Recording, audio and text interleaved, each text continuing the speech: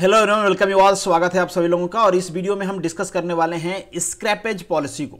Scrappage policy एक बार फिर से न्यूज में है। क्यों न्यूज में है आप सभी को पता है। हमारे जो फाइनेंस मिनिस्टर हैं निर्मला सीतारमण, वो जब बजट स्पीच दे रही थी उस स्पीच में उन्होंने स्क्रैपेज पॉलिसी का नाम लिया। अब यहाँ पे कोई फंड एलोकेशन नहीं है स्क्रैपेज पॉलिसी में, बट नाम लिया गया है, इसलिए ये न्यूज़ में है। क्या है डिस्कस करेंगे, क्या चेंजेज आ रहे हैं वो भी डिस्कस करेंगे। और इससे पहले कई सारे वीडियोस मैंने बनाए हुए हैं स्क्रैपेज पॉलिसी पे, वो भी आप देखना चाहते हो तो इस वीडियो के लास्ट में मैं उनका लिंक प्रोवाइड कर दूंगा, वहाँ से आप देख सकते हो।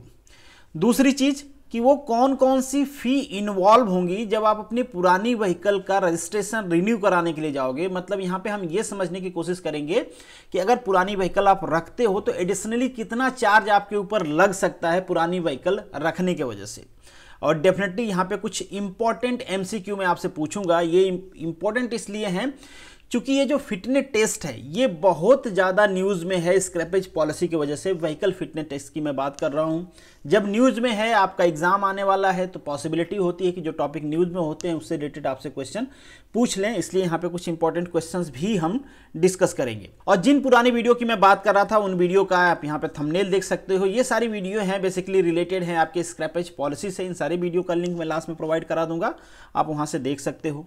अगर आप मेरे चैनल पे नए हो, पहली बार मुझे देख रहे हो, तो ये टेलीग्राम चैनल है। यहाँ पे आपको मेरी वीडियोज़ की पीडीएफ मिल जाती हैं। ये आपका ग्रुप है जहाँ पे आप अपने क्वेश्चन डिस्कस कर सकते हो।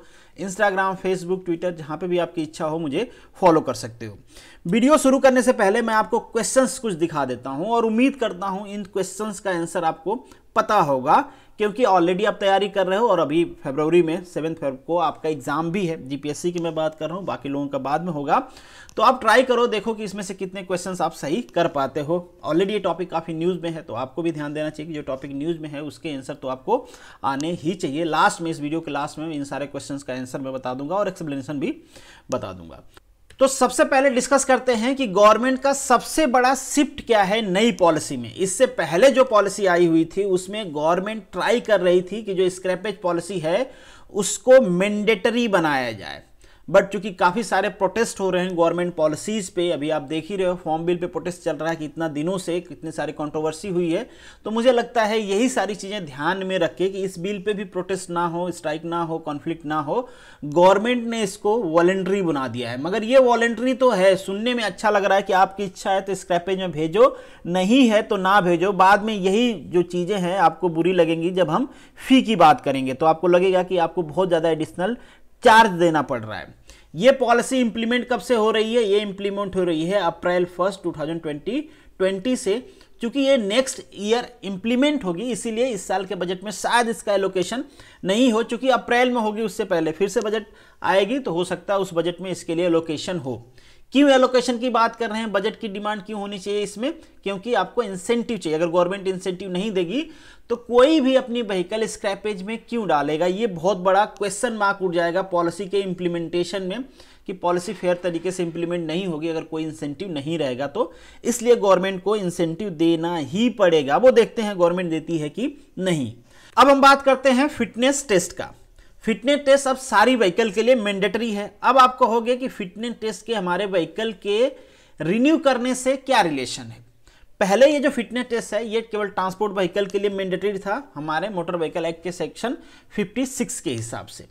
और वहाँ पे जो 2019 का अमेंडमेंट है इसमें मेंशन किया गया है कि अगर आपके व्हीकल के पास फिटनेस सर्टिफिकेट नहीं है तो आपके व्हीकल को अनरजिस्टर्ड ट्रीट किया जाएगा। और जैसे ही व्हीकल आपकी रजिस्टर्ड होती है वो इलीगल हो जाती है, इंश्योरेंस उसका वैलिड नहीं रहता है, मतलब बहुत सारी प्रॉब्लम्स होती हैं। उतना डिटेल में तो नहीं जाते हैं, आपने एक्ट पढ़े हैं तो आपको आइडिया भी होगा। तो जब अनरजिस्टर्ड मानी जाएगी दैट्स मीन कि आपके पास फिटनेस सर्टिफिकेट होना चाहिए। पहले फिटनेस सर्टिफिकेट केवल ट्रांसपोर्ट व्हीकल के लिए चाहिए था, अब प्राइवेट व्हीकल के लिए भी मैंडेटरी कर दिया गया है। यहाँ पे एज डिस्कस कर लेते हैं। हालांकि ये सारी चीज़ें जो एज की हम बात कर रहे हैं ये मैं ग्रीन टेक्स्ट में ऑलरेडी डिस्कस किया हुआ हूँ, यहाँ पे भी बता देता हूँ। अगर आपकी ट्रांसपोर्ट व्हीकल है, मतलब भाड़े पे चलती है आपकी व्हीकल, तो 8 ईयर बाद, अगर आपकी व्हीकल की एज 8 ईयर हो गई तो आपको फिटनेस टेस्ट कराने पड़ेंगे। आपकी पर्सनल व्हीकल है तो 15 ईयर के बाद आपके व्हीकल का फिटनेस टेस्ट कराना पड़ेगा। और ये फिटनेस टेस्ट जो होगा एवरी 5 ईयर पे आपको कराना पड़ेगा। अब ये एक टेंटेटिव है, ठीक है, इसको आप fix data as a statics मत ले लेना, क्योंकि ये डिपेंड करता है, स्टेट गवर्नमेंट अभी नोटिफिकेशन इस पे लेके आएगी, सेंट्रल गवर्नमेंट प्रपोज करेगी, तो ये चेंज हो सकते हैं कि रिन्यू कब कब आपको कराना पड़ेगा। कैटेगरी ऑफ व्हीकल पे भी डिपेंड कर सकते हैं, किस कैटेगरी के व्हीकल को कितना टाइम दिया जा रहा है रिन्यू कराने के लिए। तो ये सारी चीजें हैं, बट एक टेंटेटिव है कि इतना अराउंड रखा जाएगा, ठीक है। तो 5 ईयर, एवरी 5 ईयर बाद आपको अपना व्हीकल का फिटनेस टेस्ट कराना पड़ेगा। बट आप ये मान के चलो कि ये जो 5 ईयर है अराउंड टू अराउंड फिक्स ही है आपके पर्सनल व्हीकल के लिए। हाँ, ट्रांसपोर्ट व्हीकल के लिए ये एज चेंज हो सकती है। अब आप ये समझ लो कि फिटनेस सर्टिफिकेट आपने करा लिया, अगर आपकी व्हीकल फिट हुई तभी उसको रोड पे जाने दिया जाएगा। अगर आपकी व्हीकल फिटनेस टेस्ट में फेल हो गई, मतलब आप अपने व्हीकल को पब्लिक रोड पे नहीं चला सकते हो। तो फेल हो गई तब तो कोई बात ही नहीं होगी, मतलब फेल हो गई तो डेफिनेटली आपके व्हीकल को स्क्रैपेज में भेजना पड़ेगा। बट यहाँ पे ऐसा नहीं है कि डायरेक्टली आपको स्क्रैपेज में भेजना पड़ेगा, वहाँ पे भी बहुत सारे लॉ हैं जो आपको प्रोटेक्ट करते हैं।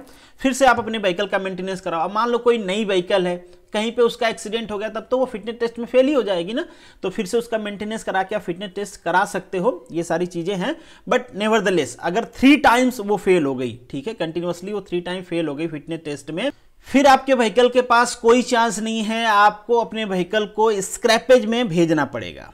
अब दूसरा ऑप्शन, आपकी व्हीकल अगर फिटनेस टेस्ट को पास कर लिया, आप खुशी मनाओगे कि आपका हेल्थ भले खराब है मगर व्हीकल का हेल्थ आपने मेंटेन करके रखा है, तो अभी आपकी हेल्थ भी खराब होगी। आगे डिस्कस कर लेते हैं कि फिटनेस टेस्ट पास होने के बाद आपको क्या क्या पे करना पड़ेगा, फी कौन कौन सी आपको देनी पड़ेगी, और ये भी फी टेंटेटिव है। पहली चीज कि जो रिन्यू कराओगे आप रजिस्ट्रेशन, उसकी आपको कुछ फी पे करनी पड़ेगी। डेफिनेटली इसके लिए आपको वेट करना पड़ेगा नोटिफिकेशन का। जब स्टेट गवर्नमेंट का नोटिफिकेशन आएगा रजिस्ट्रेशन पे, तभी पता चलेगा कि रिन्यू कराने का रजिस्ट्रेशन फी क्या है। दूसरी जो फी देनी पड़ेगी, जब आप अपने व्हीकल को फिटनेस के लिए लेके जाओगे तो वो व्हीकल टेस्ट की जाएगी, टेस्टिंग सेशन होगा, तो डेफिनेटली उसका कुछ पैसा लगेगा। वो पैसा कौन पे करेगा?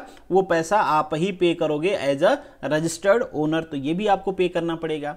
जो थर्ड वन है, थर्ड पे करना पड़ेगा आपको green tax. Already green tax पे मेरी वीडियो है, 2 बार मैं आपको बता चुका हूं। ग्रीन टैक्स जो है 12 to 25% of the road tax, और रोड टैक्स को कैलकुलेट करने का भी अलग अलग स्टेट्स के अलग अलग रूल्स हैं, तो वो अलग ही होता है भाई। वो भी होता है 6% से लेके 25% आपके व्हीकल कॉस्ट का।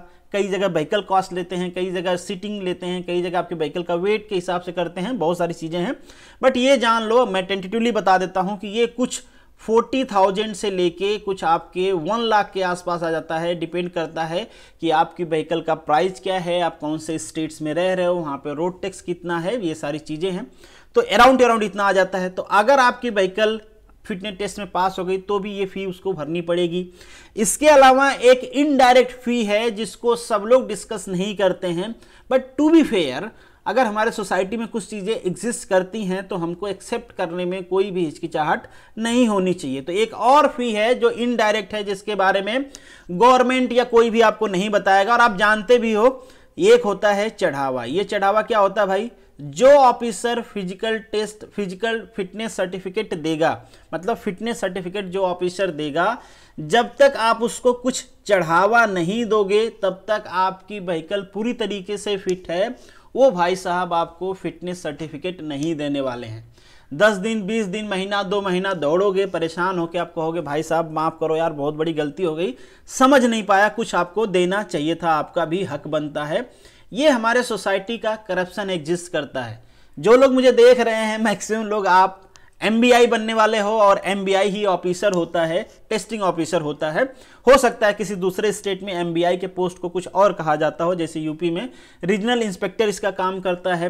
तो ये अलग अलग स्टेट में अलग अलग हो सकते हैं, बट डेफिनेटली MBI जो होता है वही टेस्टिंग ऑफिसर होता है और उसी को ये चढ़ावा दिया जाएगा। ठीक है, तो आप भी ध्यान रखना, अब लेना ना लेना ये सब आपके मोरल ड्यूटी पे डिपेंड करता है।